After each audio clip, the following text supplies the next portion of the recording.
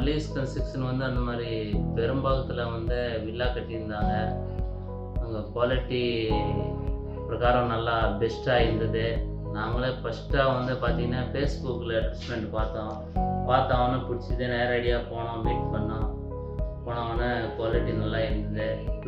Villa பிடிச்சிது. உடனே வாங்கிட்டோம். அட்வான்ஸ் பண்ணிட்டு ரெஜிஸ்ட்ரேஷன் பண்ணுறோம். அதை பண்ணுறது ரொம்ப சந்தோஷம் எங்களுக்கு. பெரும்பாகம் போகும்போது ஃபஸ்ட்டு வந்து இவர் அஜித்ன்னு நம்ம கம்பெனி மல்லிகஸோட சூப்பர்வைசர் இருந்தார்.